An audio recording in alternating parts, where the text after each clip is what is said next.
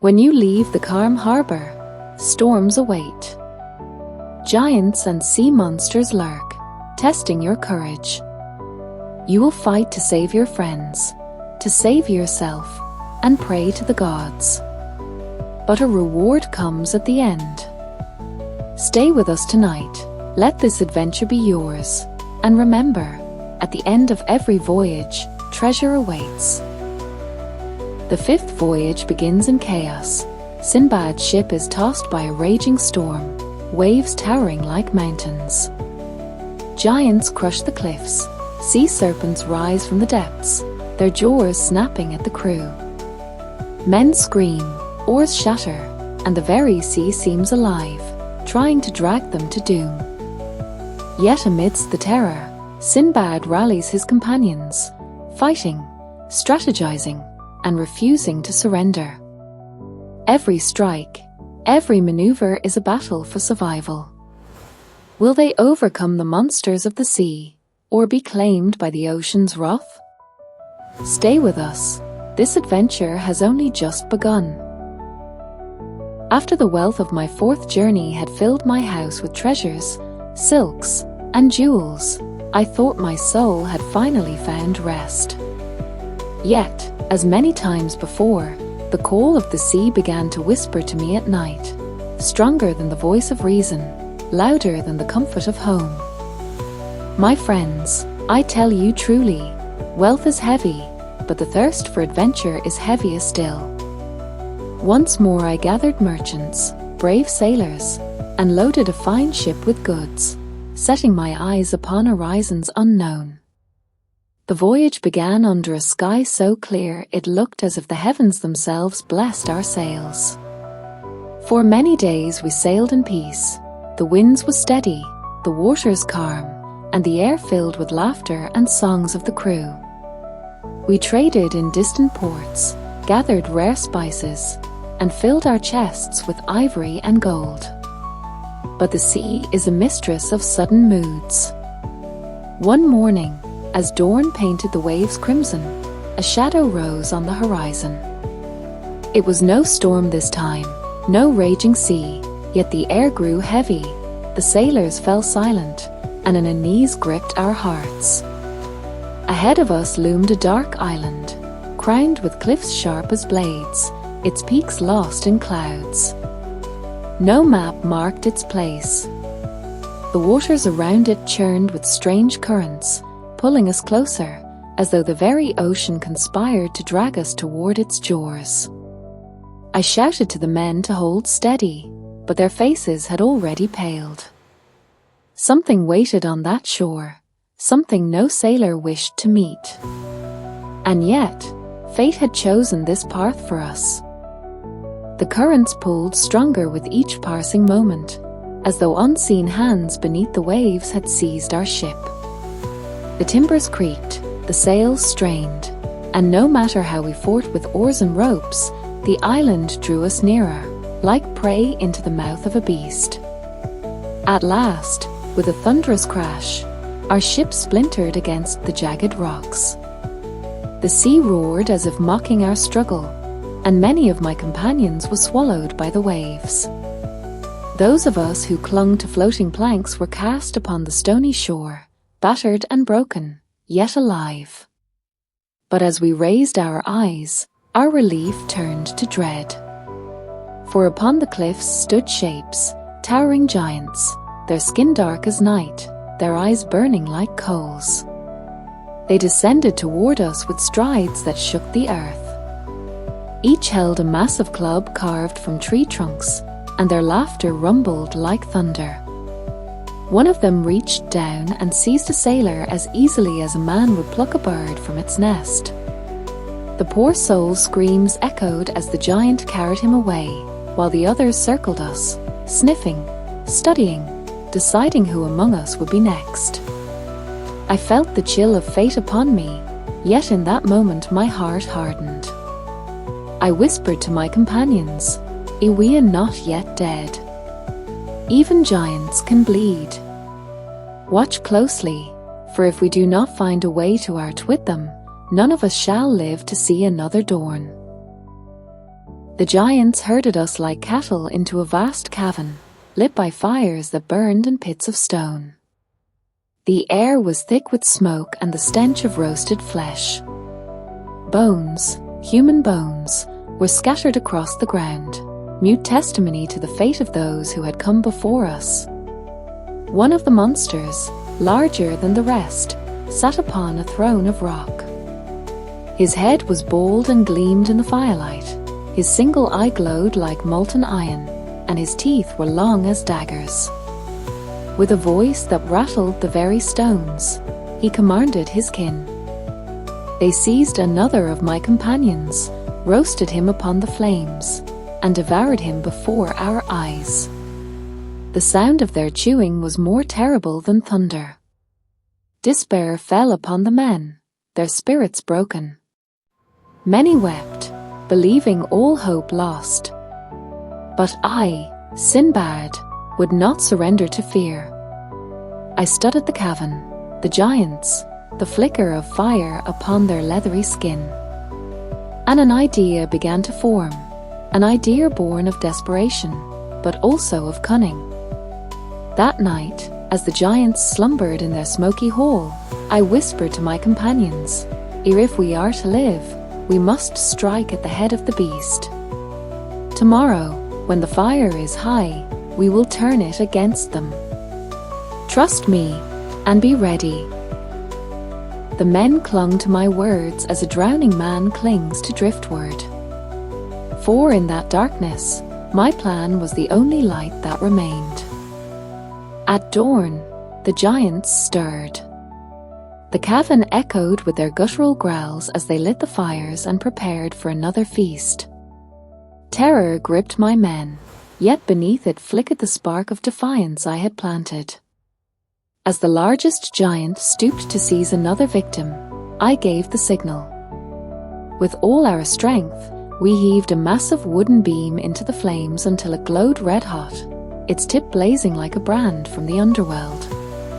The heat scorched our hands, but we did not falter. With a cry that tore from the very depths of my soul, we charged. Together, we drove the flaming timber into the monster's single, glaring eye. The cavern filled with a hiss like water upon molten metal, followed by a scream so terrible it shook the earth. The blinded giant stumbled, roaring in rage, while the others howled and thrashed about in confusion. Amid the chaos, I shouted, "In now is our chance. Flee to the shore before they recover." My companions, though weak with fear and hunger, obeyed. We dashed through the cavern, past piles of bones and smoldering fires, until the salty breath of the sea struck our faces. But the giants were not so easily defeated. Though blinded and enraged, they pursued us, their massive feet pounding the earth. Stones as large as houses rained down from their hands, crashing into the waves around us as we scrambled to the waiting boats. The sea had never seemed so cruel, nor so full of hope, as it did in that desperate flight for freedom.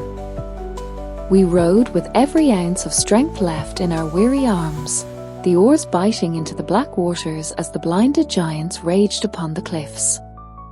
Their roars rolled across the sea, and the thunder of boulders striking the waves shook our fragile boats. Each crash sent water spraying over us, nearly overturning our vessels. Yet at last, the distance grew. The voices of the monsters faded into the night, and only the steady rhythm of the sea remained. My men collapsed, gasping, whispering prayers of gratitude that fate had spared us yet again. I too believed, for a moment, that our torment was ended. But the sea is as merciless as any beast. As dawn painted the horizon with a pale light, the waters around us shifted. A silence fell, unnatural, heavy. Then, without warning, the sea erupted. A monstrous shape surged upward, blotting out the rising sun. It was a serpent of the deep, scales glistening like armor, eyes burning with hunger. Its body coiled and uncoiled, stretching farther than the length of our boats. With a single lash of its tail, the waves rose like walls, and one of our vessels vanished beneath the foam. Screams filled the air as men were cast into the depths, snatched away by jaws lined with dagger-like teeth. Terror gripped us anew. We had fled the giant's cave only to be swallowed by another nightmare, one born not of rock and flame, but of the endless, hungry sea. In the face of that monstrous serpent, despair clawed at our hearts. The sea boiled around us as its colossal body twisted through the waves, scales catching the light like blades of bronze. Its jaws opened wide, and the stench of brine and death swept over us. Men screamed, some leaping into the water in madness, thinking they could outswim the beast. But the serpent was swifter than thought itself. I knew that if we scattered, none would survive. With a voice louder than the storm, I called my men to me. Hold fast. Face it together. The sea gives us no mercy, but our courage may yet save us. In desperation, we set fire to the pitch-soaked cloth from our lanterns, wrapping them around spears and oars. Flames hissed in the salty air, weak against the vastness of the ocean, but enough to burn. When the serpent lunged, I thrust a flaming spear into its eye. The beast recoiled with a roar that shook the heavens, its thrashing tail sending towering waves against us. For a heartbeat, hope flickered. The serpent dived beneath the surface, the water closing over its massive coils. We clung to the wreckage of our boats, panting, shivering, unsure if we had driven it away or only enraged it further. The sea grew silent again. Too silent. And in that dreadful calm, I realized the serpent had not fled. It was circling below, waiting for the perfect moment to strike again. Hours passed in tense silence, broken only by the slap of waves against our battered boats. The sun climbed high, but its light did little to warm our chilled bodies or ease the dread that hung over us. Then, without warning, the water ahead erupted in a towering geyser, sending foam and spray skyward. From the depths rose not one, but 3 serpents, each larger than the last, their bodies coiling like living walls of iron and muscle. Eyes gleamed like molten gold, jaws yawning wide enough to swallow a man whole. The sea itself seemed to quake beneath their sheer mass. Panic seized the crew. Some cried, some prayed, others froze as if rooted to the planks. I knew that brute force alone would not save us. Even our fire-tipped spears seemed laughably small against creatures that could crush ships with a flick of their tails. Then, my mind raced. There was always a way, cunning, patience, and the use of the environment itself. The rocky cliffs of the island loomed nearby. If we could drive the serpents toward the shallow reefs, their enormous bodies would be trapped, giving us the chance to strike decisively. I shouted commands, the men obeying with trembling arms and hearts. Every movement had to be precise, every oarstroke timed perfectly. The serpents hissed, twisted, and lunged, but slowly, ever so slowly, they were herded toward the coral-strewn shallows. The first real glimmer of hope in days flickered in my chest. Yet I knew, one misstep, one mistake, and the sea would claim us all, leaving no trace of Sinbad or his companions. The serpents thrashed violently as their massive bodies struck the shallow reefs. Waves exploded around them like molten glass, tossing our small boats as if they were toys. One serpent lunged for me, its maw wide, dripping with brine and menace. I raised my flaming spear, thrusting it into its eye. The creature howled, thrashing wildly, smashing rocks and water alike. The men followed my lead, striking with whatever they could grasp: spears, broken oars, even rocks hurled with desperate hands. The shallow reefs tore at the serpents' great coils, entangling them and slowing their movement. Each lunge became more frantic, more uncontrolled. From the cliffs above, I spotted a long, narrow channel filled with jagged rocks. If we could drive the remaining serpents toward it, the reefs would do their work, and we might survive. With a roar, I commanded the men to row toward the channel, luring the creatures. They followed blindly, instinct guiding them, and we pushed them further into the trap. A final lunge of fury sent one of the boats tipping, men screaming as they clung to floating debris. I leapt into the water with the largest spear, feeling the cold ocean bite at my limbs. The spear found its mark. A serpent twisted and writhed, and finally, with a deafening roar, struck the reef and thrashed no more. For a moment, silence fell, a heavy, trembling silence. The sea stilled, the waves calmed, and the remaining serpents, wounded and ensnared, retreated beneath the dark waters. We had survived, battered and terrified, but alive. Exhausted and soaked, we finally approached the shores of a small, mysterious island.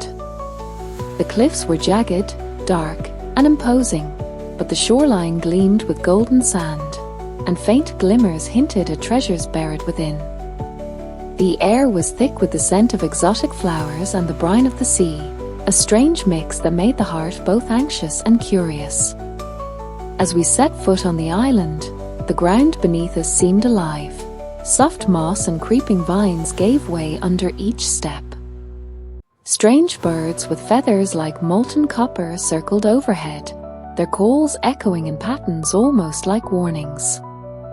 Shadows shifted unnaturally, suggesting that the island itself was watching, guarding its secrets. The men whispered nervously, and even the bravest of sailors felt a chill crawl along their spines. "Treasure," I said, "is never given freely. Every stone, every tree, every shadow may conceal a trap." Further inland, we discovered carvings in the rocks, symbols, strange and ancient, pulsing faintly as if imbued with life. The path led us to a cavern entrance, dark yet inviting, and from deep within came a soft, rhythmic sound. It was a melody, hypnotic, almost mesmerizing. I paused, knowing instinctively that this island would test us further, not with monsters, but with riddles, traps, and the cunning of nature itself. Only those clever and brave enough would uncover its hidden riches.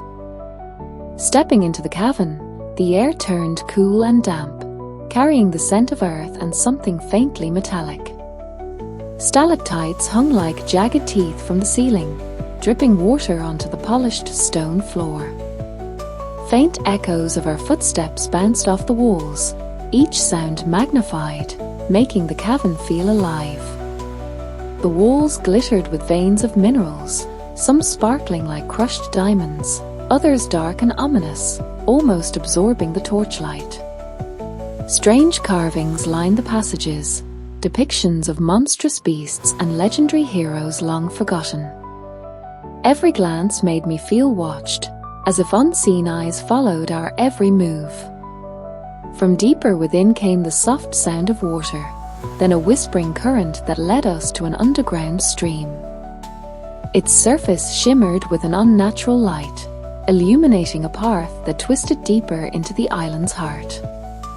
I felt a pull, a magnetic force urging us forward, but instinct warned me that every treasure carries its guardians. Suddenly, shadows shifted in the torchlight. Not creatures, yet not entirely shadows, forms that moved just beyond the edge of perception. The men froze, gripping weapons tightly, knowing that any misstep could awaken whatever forces protected the island's riches. I whispered to my companions, "Keep your eyes sharp. Every turn, every sound, may hold either fortune or doom. But remember, without risk, there is no reward." We pressed deeper into the cavern, the light from our torches flickering against walls that seemed to shift with every step. The air grew warmer, heavy with the scent of something sweet and pungent, like ripe fruit and decay combined. My men whispered nervously, glancing at the strange shadows that moved just beyond the torchlight. Suddenly, the ground trembled beneath our feet. Stones shifted, and a low rumble echoed through the cavern, as if the island itself were warning us to turn back. Then we saw it, a great stone door, carved with symbols of eyes and claws, slowly sliding open as if welcoming us, or daring us, to enter. Inside, the cavern widened into a hall filled with treasures beyond imagination, chests overflowing with gold, jewels scattered across the floor, and ancient artifacts that gleamed in the torchlight. But even as wonder filled our hearts, a sense of unease lingered. The air was thick, almost electric, and the shadows seemed to twist and reach for us. A sudden screech echoed from the far end of the hall. From the darkness emerged creatures, small but swift, with sharp teeth and glinting eyes, moving in unison like a single, predatory force. My men raised their weapons, but I knew brute strength alone would not suffice. I whispered a plan. We must outwit them. Strike with fire, move as one, and use the light to guide us. Only then can we claim what lies ahead. The first true test of the island's guardians had begun. The creatures surged forward like shadows made flesh, their eyes glowing with a strange, unholy light. They were small, yes, but their speed and cunning made them deadlier than any brute force we had faced. One leapt onto a chest, snapping its jagged teeth at a sailor who barely dodged in time. Another scuttled along the walls, hissing, ready to pounce from above. I grabbed a torch, swinging it with all my strength, the flames searing their wiry bodies. The men followed my lead, hurling stones and spears, creating chaos and confusion among the attackers. Still, for every creature we struck down, two more seemed to take its place, relentless and tireless. Then I noticed the shimmering veins in the walls reacting to the torchlight. Their glow grew brighter with each movement, revealing patterns in the carvings, an almost magical map of the cavern's defenses. A plan formed in my mind. If we could lure the creatures toward the glowing lines, we could trap them within the intricate maze of the cavern itself. I shouted to my men, directing them to advance and retreat in careful rhythm, using the light as bait. Step by step, the creatures were drawn into the labyrinthine paths, unable to strike without falling into hidden pitfalls or being driven into dead ends. Their screeches echoed through the cavern, a chorus of frustration and rage. By the end of the struggle, many lay trapped or disoriented, and we had cleared a path to the inner chamber. Our hearts pounded, but we pressed forward, knowing that the greatest treasures, and perhaps the greatest dangers, still awaited us beyond the next door. At last, the cavern opened into a vast, glittering chamber, unlike anything we had ever seen.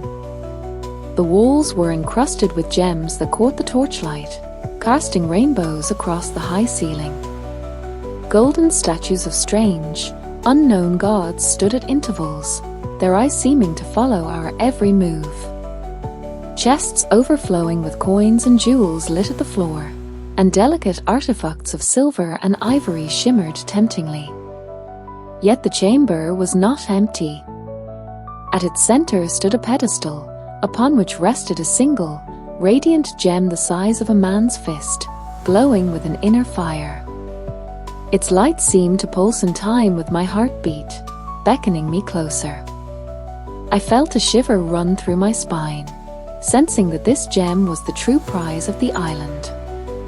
As we advanced, a low hum filled the air, growing into a resonant vibration that shook the ground beneath our feet.